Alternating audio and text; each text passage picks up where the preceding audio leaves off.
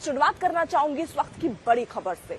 बड़ी खबर ये कि लगातार जो छापेमारी चल रही थी, मैं कानपुर का जिक्र कर रही हूं, वो इत्र कारोबारी जिसके घर से कई किलोग्राम सोना बरामद हुआ, पैसे बरामद हुए, जिसके बाद छापेमारी चलती रही और कल देर रात जाकर ये छापेमारी खत्म हुई है। तो बड़ी खबर इस वक्त की आपको बता दें, इत्र कारोबारी पीयूष जैन के कन्नौज स्थित पुश्तैनी मकान पर 24 दिसंबर से छापेमारी जारी थी, वो देर रात खत्म हुई। छापेमारी में क्या क्या मिला, क्या क्या बरामद हुआ, किस तरीके से जांच आगे बढ़ रही है, एक खास रिपोर्ट हमने तैयार की, वो रिपोर्ट भी आपको दिखाएंगे। लेकिन उससे पहले पहली बार पीयूष जैन के बेटे से हमने एक्सक्लूसिव बातचीत की है, वो बातचीत आपको दिखाते हैं और उसके बाद एक रिपोर्ट है वो भी दिखाएंगे। सुनिए ये एक्सक्लूसिव बातचीत।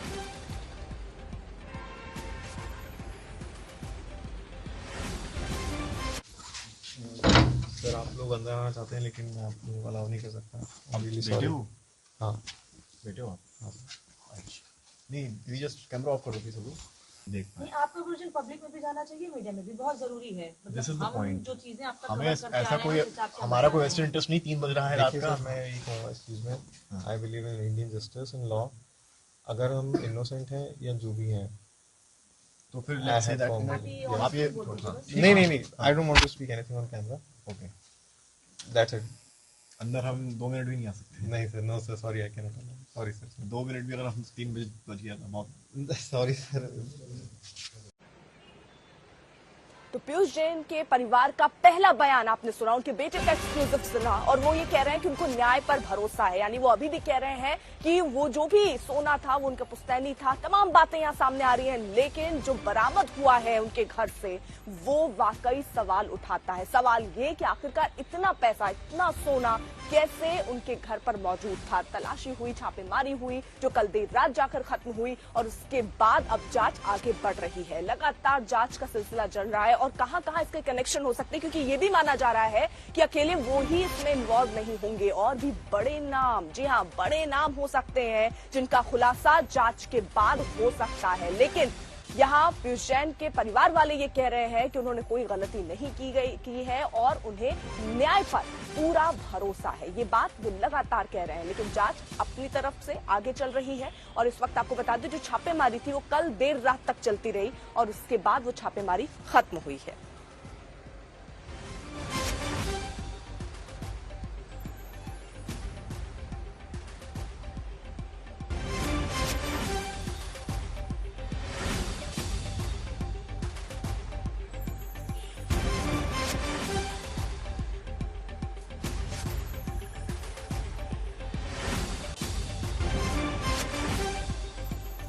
का समय और ये रेड आखिरकार खत्म होती हुई, सीजर का टाइम था।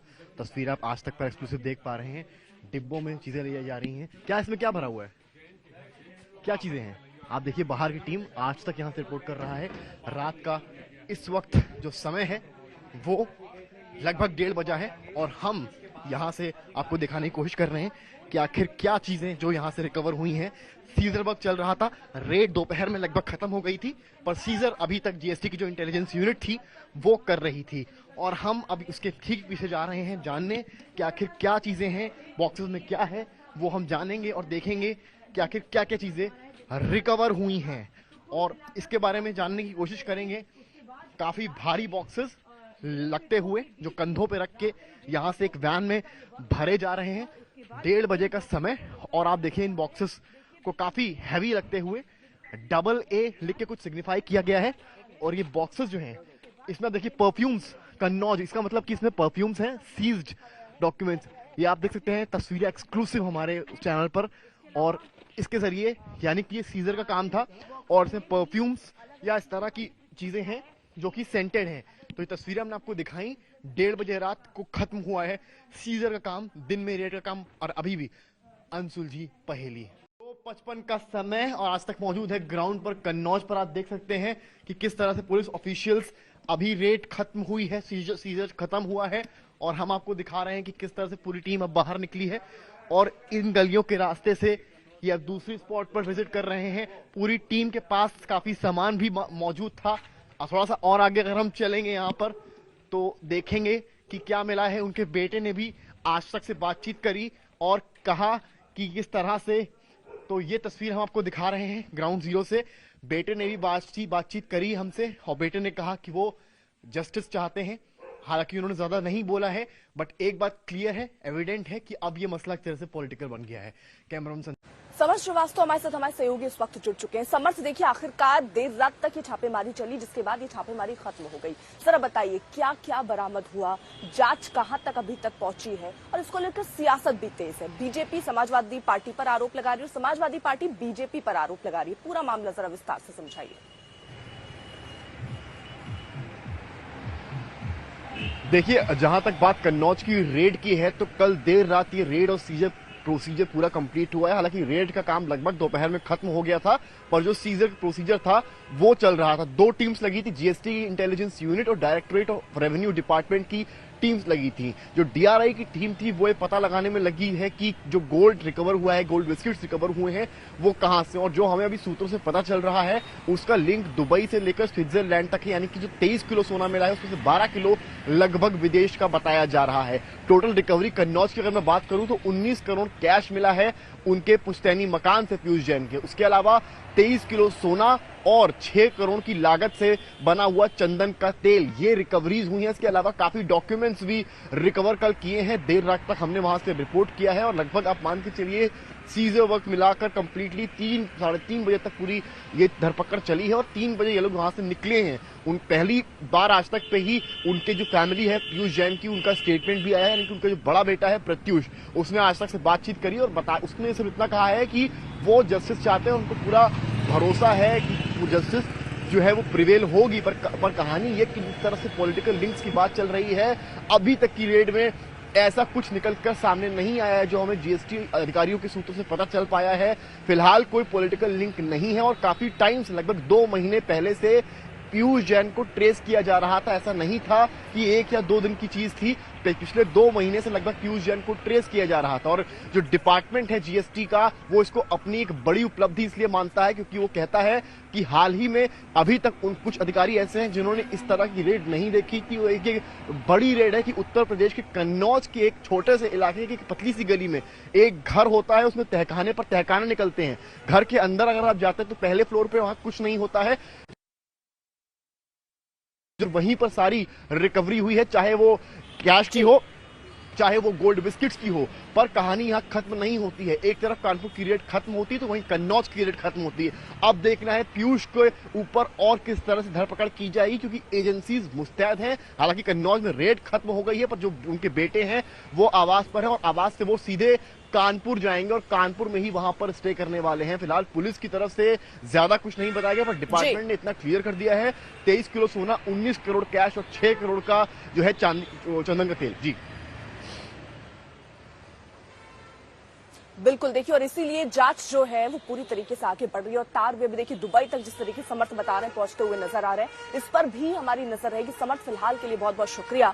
अब एक ऐसी खबर जो सीधे आपसे जुड़ी हुई है। जी हाँ, बात कोरोना की, कोरोना के ओमिक्रॉन खतरे की, नए वेरिएंट के खतरे की। इसको देखते हुए एहतियाती कदम उठाए जा रहे हैं, लेकिन यहाँ चिंता इस बात की है कि केसेस बहुत ही स्पीड में आगे बढ़ रहे हैं। यानी तीसरी लहर का जो खतरा हमारे सामने खड़ा हुआ था और ये कहा जा रहा था कि अगर इसको वक्त पर रोका गया तो ये बहुत बढ़ेगा नहीं, लेकिन शायद अब वो खतरा ज्यादा बढ़ता हुआ नजर आ रहा है, क्योंकि केसेस जो है वो लगातार बढ़ते जा रहे हैं। और इसी के लिए राज्य सरकारें, चाहे दिल्ली सरकार हो, उत्तर प्रदेश सरकार हो, अलग अलग एहतियाती कदम उठाते हुए नजर आ रहे हैं। दिशा निर्देश दे दिए गए हैं, जिम, रेस्टोरेंट, इन सब के लिए अलग अलग निर्देश सरकारों की तरफ से दिए गए हैं ताकि इसके खतरे को रोका जा सके। लेकिन अभी भी ऐसी स्थिति दिख रही है कि केसेस बहुत तेजी से, क्योंकि ओमिक्रॉन के बारे में कहा ये जाता है कि इसका संक्रमण जो है वो बहुत तेजी से बढ़ रहा है और ये खतरा पहले ही जता दिया गया था। बावजूद इसके इस पर शायद पहले उतनी तेजी से जो कंट्रोल करना चाहिए वो नहीं हुआ, जिसका नतीजा ये है कि कई जगहों पर 500 से ज्यादा केस ओमिक्रॉन के अब सामने आने लगे हैं।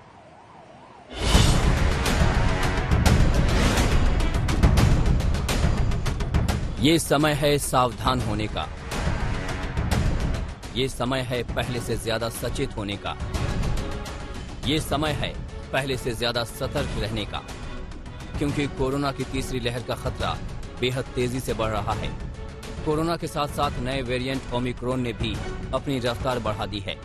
इसलिए जिंदगी बचाना है तो नियम अब अपनाना ही है।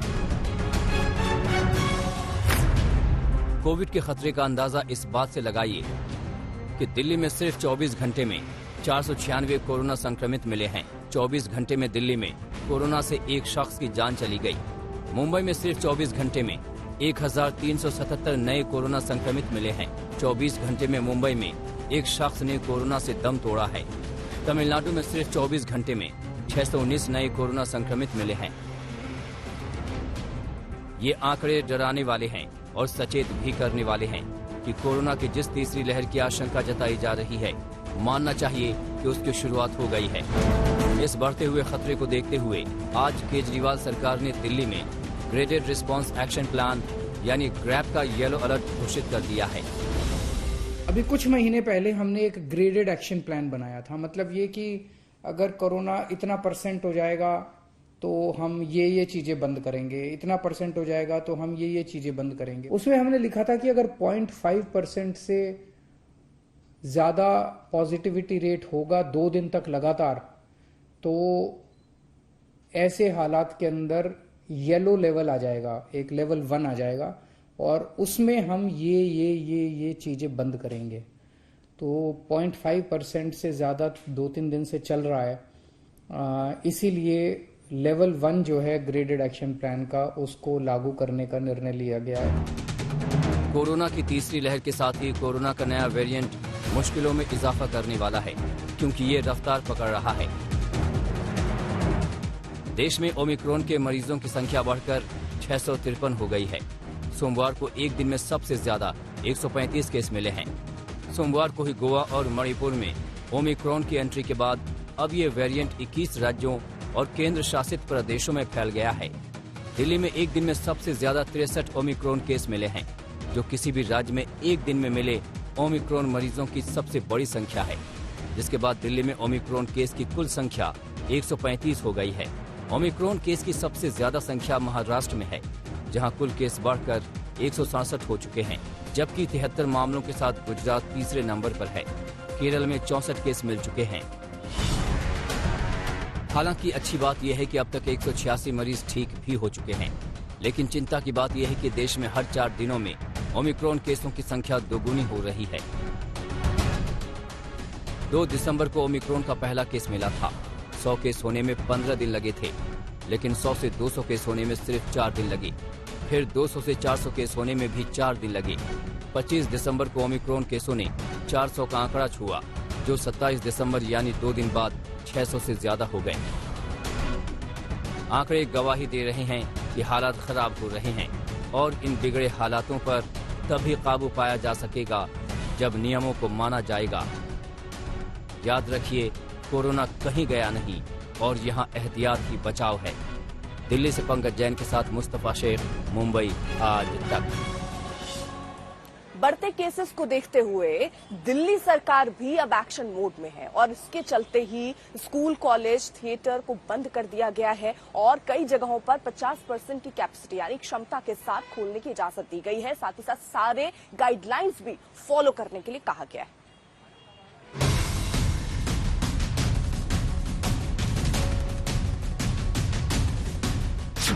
सिनेमा हॉल बंद, बैंक्वेट हॉल बंद, एंटरटेनमेंट पार्क बंद, स्टेडियम बंद, स्विमिंग पूल बंद, स्कूल, कॉलेज और कोचिंग इंस्टीट्यूट भी बंद। दिल्ली की केजरीवाल सरकार ने खतरे का अलार्म बजा दिया है।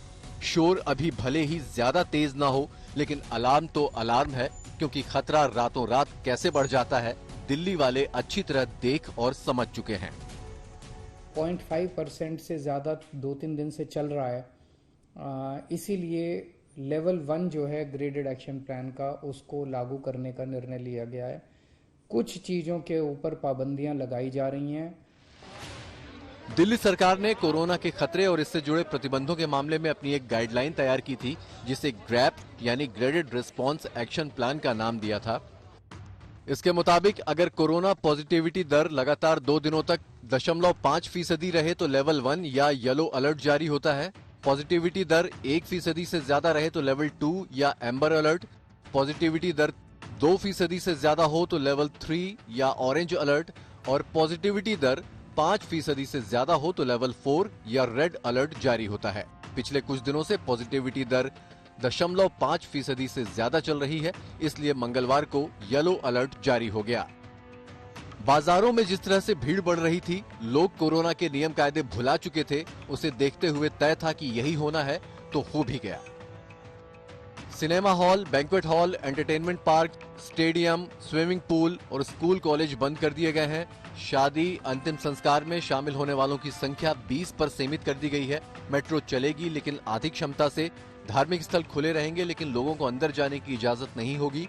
रेस्टोरेंट, बार आधी क्षमता से चलेंगे। बाजार और मॉल खुले रहेंगे लेकिन दुकानें ऑड इवन के आधार पर खुलेंगी। जिम्मेदारी के साथ काम लेना है।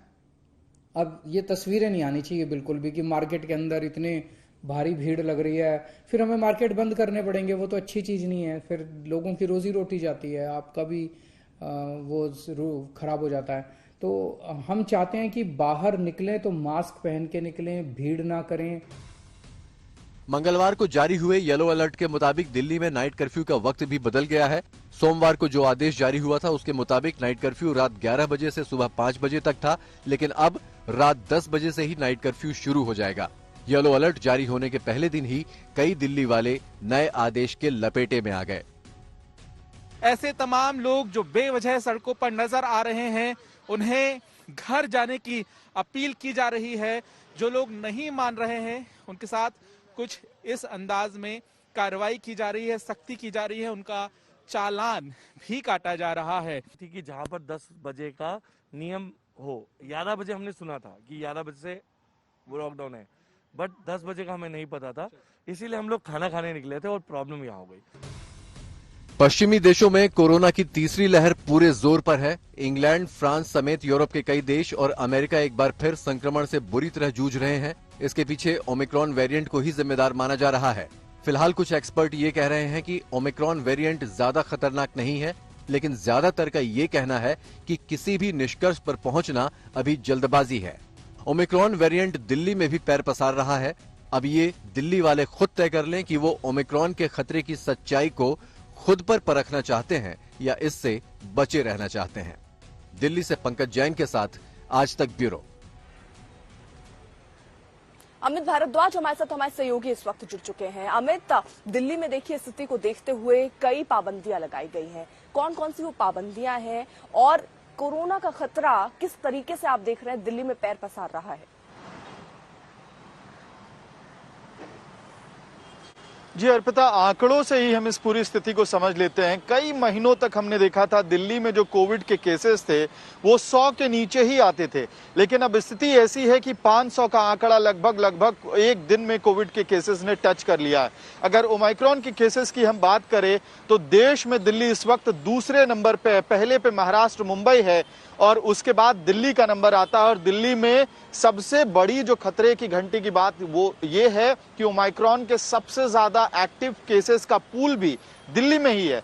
महाराष्ट्र में भले ही, मुंबई में भले ही आपको केसेस ज्यादा मिलते हैं, लेकिन वहां पर रिकवरी रेट भी ज्यादा है। दिल्ली में फिलहाल एक्टिव केसेस का पूल सबसे बड़ा है। ये एक चिंता का विषय है और इसी वजह से आप देख रहे हैं कि कोविड ग्रैप जो है वो लागू हो गया है। रेस्ट्रिक्शंस लगातार लगाए जा रहे हैं। मॉल्स और तमाम दुकानें जो नॉन एसेंशियल कमोडिटीज की दुकानें हैं दिल्ली में, वो आज से ऑड इवन के हिसाब से खुलेंगी। उसके साथ ही आप schools, gym, swimming pools, banquet halls, ये तमाम चीजें बंद कर दी गई हैं। किसी भी तरह का सोशल या कल्चरल गैदरिंग जो है वो दिल्ली में, पॉलिटिकल गैदरिंग, उस पर बैन लगा दिया गया है।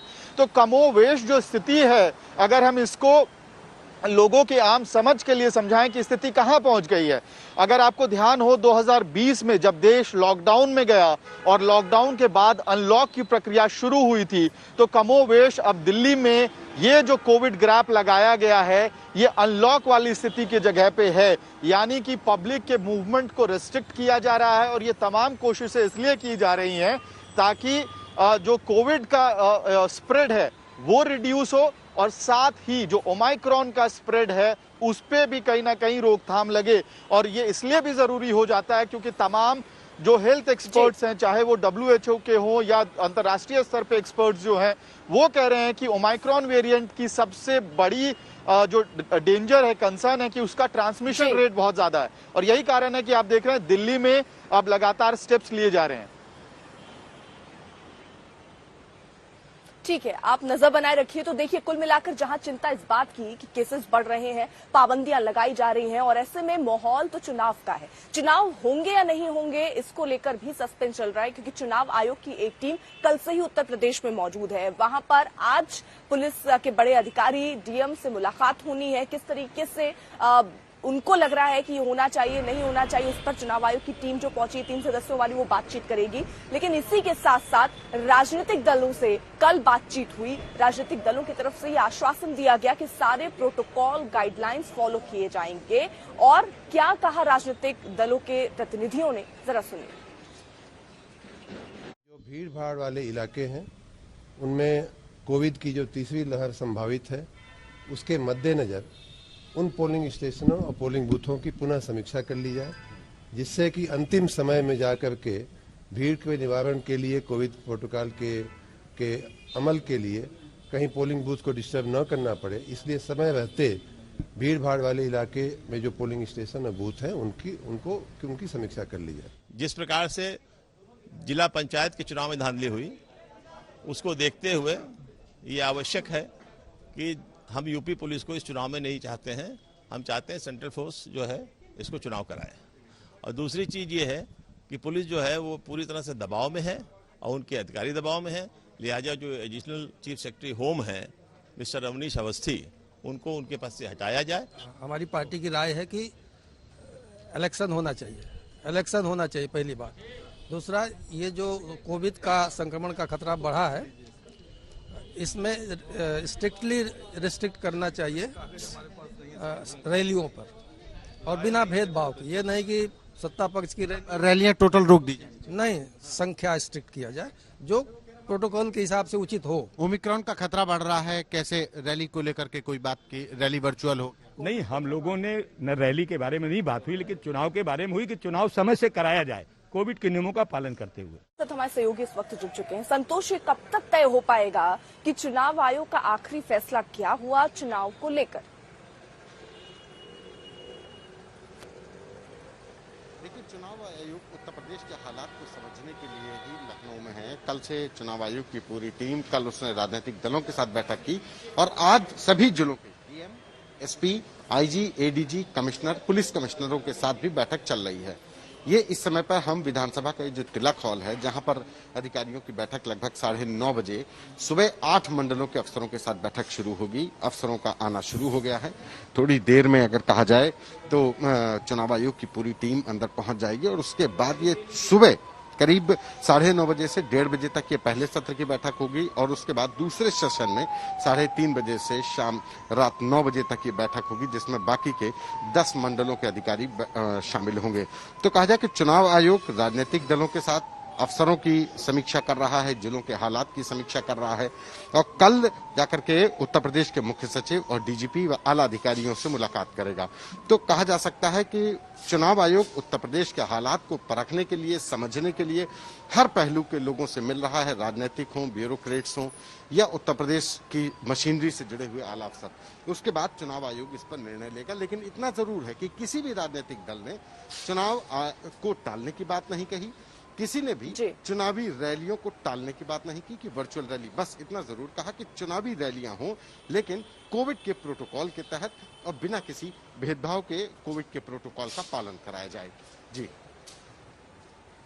बिल्कुल। देखिए संतोष, एक तरफ तो खतरा इस बात का भी है कि केसेस बढ़ रहे हैं, खतरा बढ़ेगा, ऐसे में चुनाव हो या ना हो, लेकिन आम लोगों की जिम्मेदारी भी बढ़ जाती है। लेकिन उत्तर प्रदेश से जो तस्वीरें सामने आई वो दिखा रही कि आम आदमी बिल्कुल अभी सतर्क नहीं है, लापरवाही बरत रहा है। और ऐसे वक्त में जब उत्तर प्रदेश को कोविड-19 प्रभावित राज्य के उसमें घोषित कर दिया गया है, लेकिन बावजूद इसके लोग समझने को तैयार नहीं है। बाजारों में वैसी ही भीड़, आप कहीं के भी बाजार उठाकर देखिए, सब जगह लोग वैसे पहुंच रहे हैं। कुछ के चेहरे पर मास्क है तो कुछ लोग तो बिना मास्क के ही नजर आ रहे हैं और मास्क भी सही ढंग से लगाए नजर नहीं आ रहे। यानी अभी भी जो खतरा हमारे सामने तीसरी लहर के तौर पर खड़ा है, उस खतरे को भांपते लोग नजर नहीं आ रहे हैं। और अगर ऐसा ही चलता रहा तो यकीन मानिए तीसरी लहर का जो पीक है वो बहुत दूर नहीं होगा।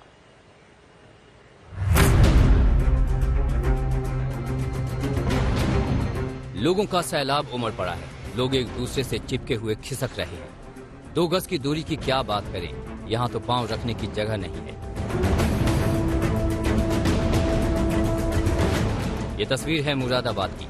कल साप्ताहिक मंगल बाजार लगा था। बढ़ते कोरोना मामलों की अनदेखी करते हुए लोग खरीदारी करने साप्ताहिक बाजार में पहुंच गए। ये हाल तब है जब कल ही यूपी सरकार ने प्रदेश को कोविड-19 प्रभावित राज्य घोषित किया है।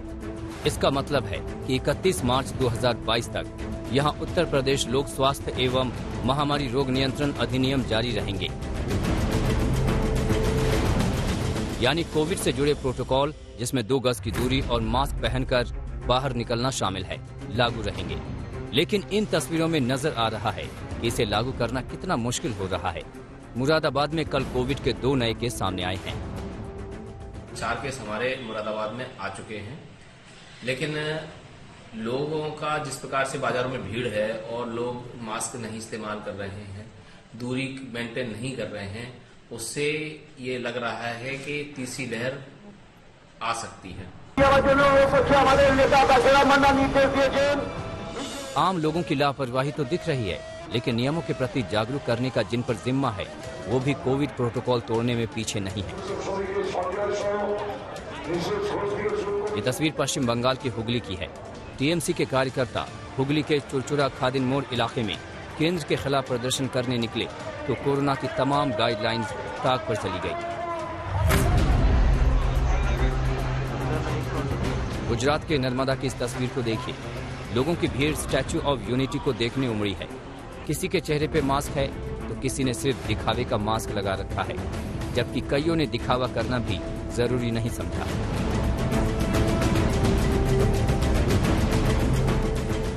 लापरवाही का ये आलम तब है जब गुजरात में हाल के दिनों में कोविड केस बढ़े हैं। ओमिक्रॉन के मामले में गुजरात सबसे ज्यादा प्रभावित 5 राज्यों में है।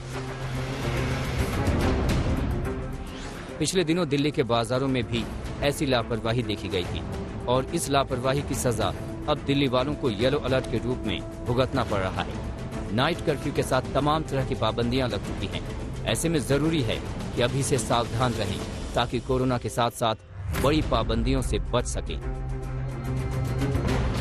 नर्मदा से नरेंद्र पेपरवाला के साथ आज तक ब्यूरो।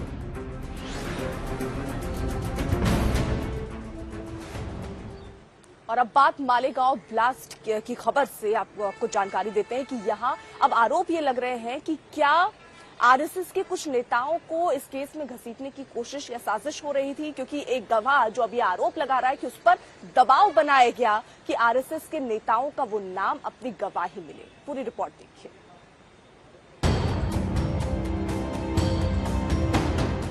साल 2008 में महाराष्ट्र के मालेगांव में हुए धमाके में 6 लोग मारे गए थे।